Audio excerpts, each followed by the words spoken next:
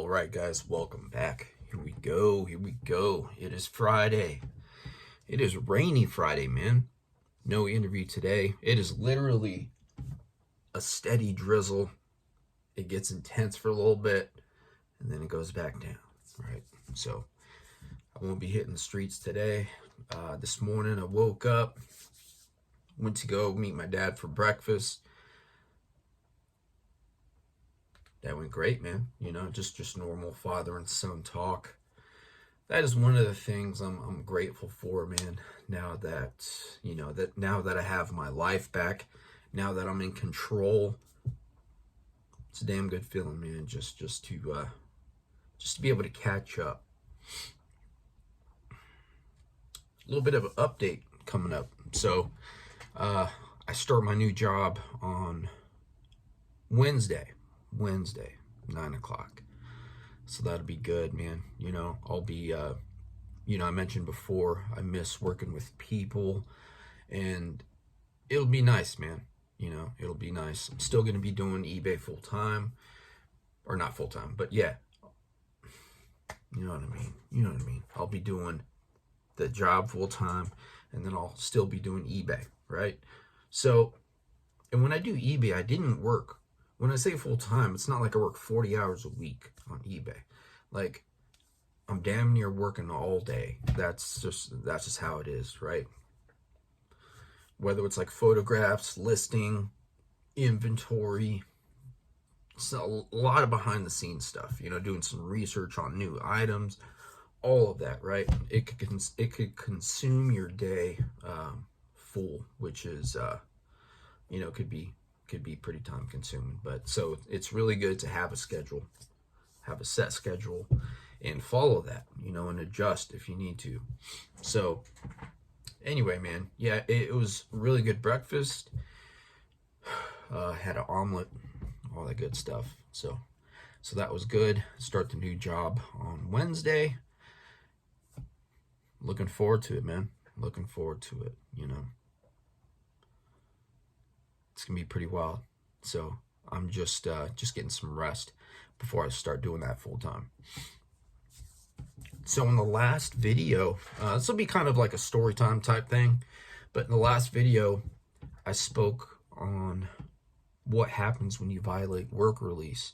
So this story right here will be more jail related, and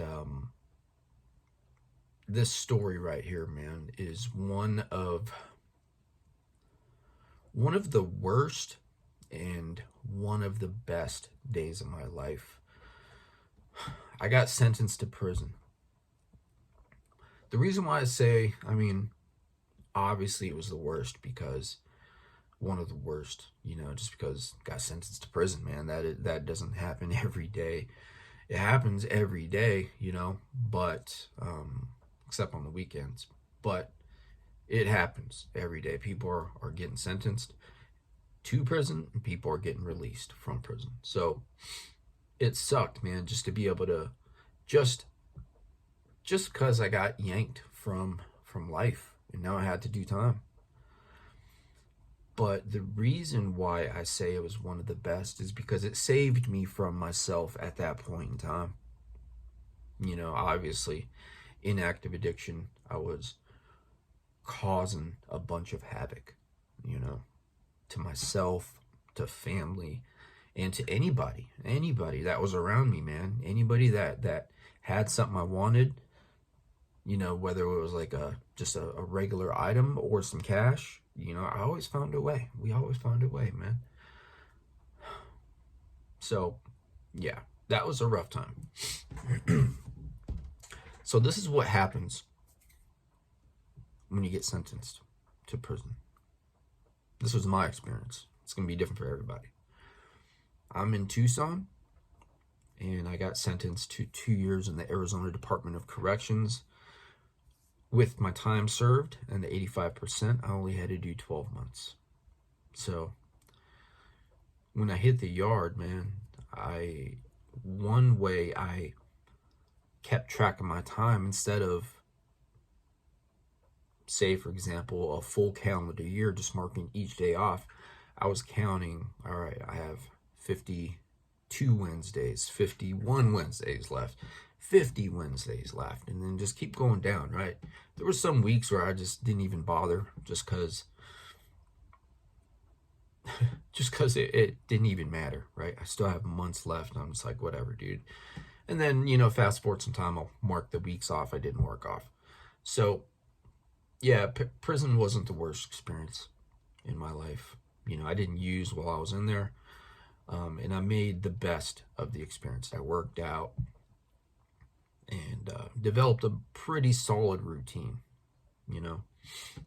Anyway, so before all of that, right, what happens when you get sentenced, man? So this happened obviously after work release. That whole work release was an opportunity in itself. If I completed the 6 months work release, I'd have been done. No probation, nothing like that, right? I would have been done. That case would have been done. So obviously I violated. I had to go see the judge, and then, I went through sentencing. And from there, you walk in the courtroom, you're handcuffed to a bunch of inmates wearing bright orange. And, it's not every inmate that I was with had family or friends there. But, I had some family. I had a few family members there. And, I remember being transported from jail to the dungeon. The dungeon is the holding cell beneath the courtroom. And, when it's time for you to go to court, they call you, whoever is going to be going with you.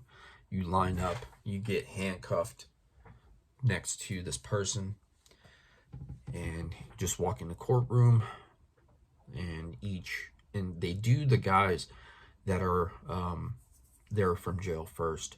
And then there are also people in the audience, I guess, right? They're there for certain cases too. So they do all the inmates first, knock them out, and then that's when they start on the public who are there to, for their cases or whatever. So I got sentenced. It sucked, obviously. Didn't hit me yet. But, I was like one of the first few people that went first. And then, there was probably like 4 or 5 other people after me. And then after we all got sentenced, then, they took us back to the dungeon.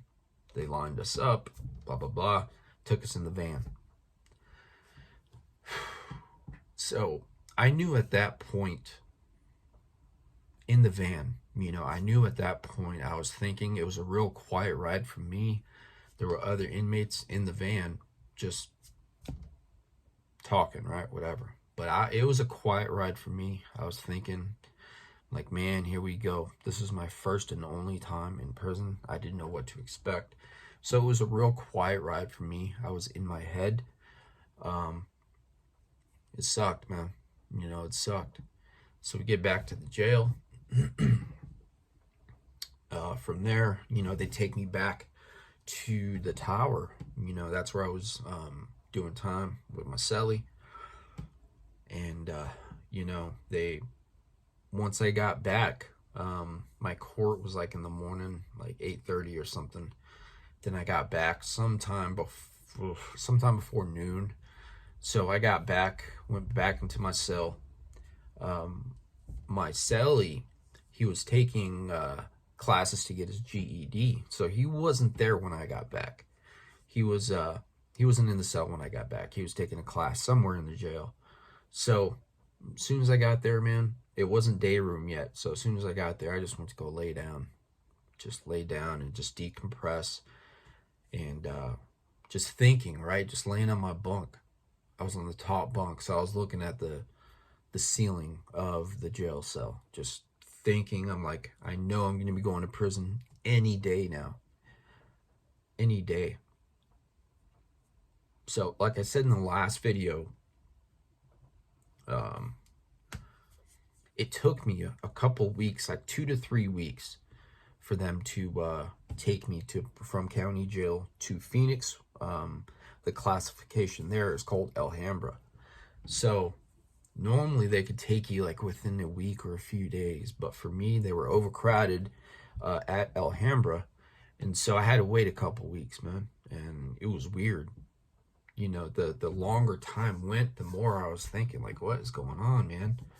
I just wanted to hit a yard and start doing my time. But the days I was doing in county, it counted towards my time. I had a good celly, so I was like, all right, whatever, man. So I think I was in my cell probably for, man, I'd say maybe less than an hour. All of a sudden, the CO comes, opens my door, says my last name. He's like, we're going to the sergeant's office. I'm like, huh? What? What? Like, what did I do? Right? Like, just thinking to myself, what did I do? And I asked him what's going on. He's like, you're going to have to go talk to the sergeant. So, this is normal, after you get sentenced. At this point in time, this is how it went. I'm sure they still do it here at Pima County. But they pull you out of your cell or wherever you are, and you have to go talk to the sergeant. And he just has to do like a kind of like a welfare check, a mental health check, just to make sure I am not thinking of harming myself or anybody else. Because, there's some people getting sentenced to life, and some people feel hopeless, right? And they could think of harming themselves or another inmate, right? So they do this for, what's the word I'm looking for? I guess a liability thing, just to make sure I'm okay up here, make sure I'm okay with what's going on. Obviously, I don't have a say in the situation.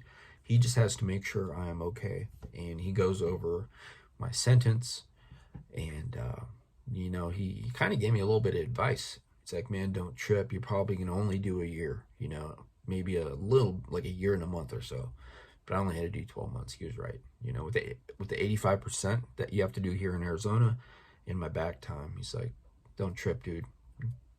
Just get a routine going. Stay out the mix, meaning the prison gangs. And, your time will go smooth. So, which it did. And which I did. I didn't get involved in any gangs or anything like that. Like, I've never been a gang member, man. I wouldn't even know what to do, right? So, oh, man. So after that conversation, they take me back to the cell, and, it was eventually day room. So day room is when it's your time to go get a haircut, like hang in the actual run. There's like a TV there, chairs, tables. You and your celly could make something to eat, just eat out there, hang out, talk to other inmates. This was a 2-story type tier, right? So I was on the bottom run. So they would do day room at different times, at one time of the day, maybe for an hour, hour and a half, or however long. The bottom run will come out. All the guys on the bottom floor, bottom tier, they get to go out, do their day room, and then we lock it up. The next batch of guys, they'll come out for their day room, and that's one way we could communicate. When we're locked up, if we need to communicate with somebody, they could come up to your cell and just talk through like the little crack or the bottom of the bot. There's like a little space under the jail, the freaking door. And you can just talk to inmates if you want. They a few of the people there knew I got sentenced, like people I was tight with. So they came up and, checked on me, see how I'm doing, see if I need anything, man. And it was real cool, man. Like, nobody likes seeing people get sentenced, man. Like, the time I was there, man, like, if you're tight with some people and they're getting out, somebody posted bond for them, you're happy for them, man. I'm sure there's some hate in there. There's always haters out there, right? But yeah, I just stayed away from them. But there's like a few people there that came up, make sure I was cool, see if I need anything, and I was all right. I just was prepping for, you know, my time this year I had to do. Pretty sure I called home and, you know, just to make sure things were okay at home. I knew I wasn't going to be seeing my dog in a while, so just had to make sure everything was all right there. Just letting him know, you know, if you don't hear from me, because I'd always call home, you know, the majority of the time every day. So I said, if you don't hear from me for, you know, for a certain amount of time, that means they took me from county jail to prison. So I'd call home primarily almost every day just to give them updates. Like, yep, still here, still here. So yeah, man. And then my cellie would come back from school, and you know, I was just talking to him. His case was still going through. His trial hasn't even started yet. You know, he was in there for first degree unaliving. 18-year-old kid, man, real cool kid. So it was nice having him to talk to. I mentioned in another video that every night he would say a prayer for us. Right before bed, we'd both be in our beds. I'd be on the top bunk, he'd be at the bottom. And, you know, soon as it's like a few minutes before bed, he would start saying a prayer for us, like out loud. You know, for me, for my case, for our family. And, you know, he just asked for strength. He just asked and hoped for strength for us. You know, he gave thanks that we made it through the day. He prayed for the other inmates, you know, in our specific run. And that was really nice, man. Each day got closure through that prayer. I never said any of the prayers. I think I did actually a few times, but I wasn't good at it. You know, I liked it, and it felt better when he said the prayer, you know. And after each prayer, man, you know, I thanked him. And, you know, we said goodnight to each other, man. That's how tight we were. I could have been this kid's dad, man. Like, I was like a supportive figure. He didn't have the best relationship with his dad. So I kind of had that OG advice, right? I was like in my early 30s at this time. I'm 43 right now. So I was like in my early 30s. He was barely 18. So obviously I could have been his kid, or his dad, man. I didn't treat him like a father figure. You know, I just treated him as a man, a respectable fellow man. We were in the same situation, different cases, different life situation, but we were in jail. And that is a low point, man. You would think that would be a rock bottom for us, right?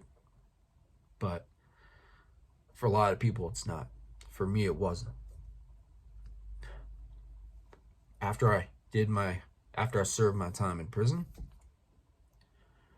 I had 6 months of parole and had a check-in with a parole officer every month. I had to go do a UA, and that was fine. I completed parole successfully. I'd say about a year after that, I ended up relapsing again. Like I said, man, complacency always takes me down. And I think I just got complacent. I got bored, really. I got bored with the way life was going. And I just said, F it, man. You know, I ran into somebody, one of my old homies, and you know, we just met at a park. I think that was my first time seeing him after I got locked up. And, you know, we ended up going to go pick up. I had money in my pocket. I'm like, screw it, man, let's go. I'm gonna get high just this one time, right? But like I mentioned before, if you're clean for a certain amount of time and you end up having a lapse, if you get high that one time, it'll trigger something in your brain to want to do it again at a later date. So obviously, knowing me, man, I probably ended up meeting up with him the next day or the next couple days after, and we got high again and again and again and again, and boom, next thing you know, full on active addiction. Doing stupid stuff, in and out of detox. That's the life, dude. That is the life. I was telling my dad this morning, man, like if us addicts are blessed enough to get to recovery and maintain some recovery, like our biggest karma, my biggest karma right now is,